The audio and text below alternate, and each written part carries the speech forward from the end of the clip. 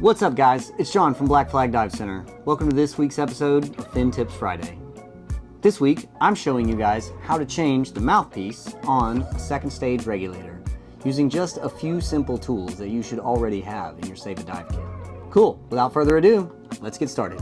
Guys, now this is a pretty simple process. As a new diver, it might elude you. It might seem like it's a little intimidating when really it should not be. There you are, you're on a dive boat. All of a sudden, you look down and your mouthpiece is cracked. What are you gonna do? If you were watching last week's video on the Save a Dive kit, then you will have a spare mouthpiece in your Save a Dive kit, which I do in fact have. What we're gonna do, really simply, a lot of times these mouthpieces will be held on by a zip tie because someone serviced it and lost the original piece that held it on. Honestly guys, a zip tie is a great way to hold a mouthpiece on. It's no problem. Now Scuba Pro has a very nifty little design on their second stages that basically you can get at with a screwdriver and it just pops right out, no problem. Boom, you're gonna take that off and it is reusable.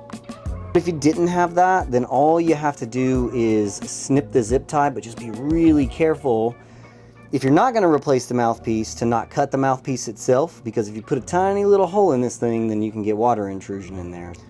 Just if you're gonna replace it, no problem, but if you're not gonna replace it and you're gonna remove it, just make sure you don't cut it. I'm just gonna twist that guy off of there just like that. Boom. Open up my new mouthpiece here. This is a very generic mouthpiece that I got from any local scuba diving retailer that will have these laying around. Look, it comes with a zip tie. Funny how that works. Now, fun fact, there are different size openings for these. It's really important that you get a mouthpiece that fits your second stage exactly. You'll notice that this one's labeled top. We've got a 7002 on the bottom. So I'm gonna go with, that should probably be on the top.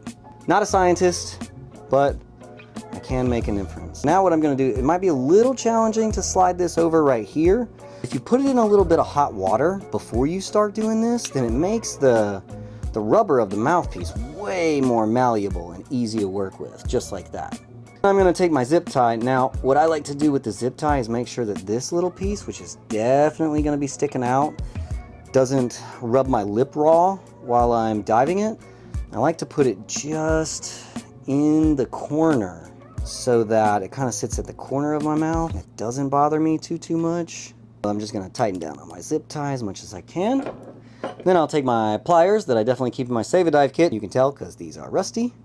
What I'm gonna do is I'm gonna grab the zip tie and I'm gonna twist, okay, to get it nice and tight. See how much it's moved? Okay, get it nice and tight so that it can't come off of there. And then I'm gonna snip it with my wire snippers. Any kind will do.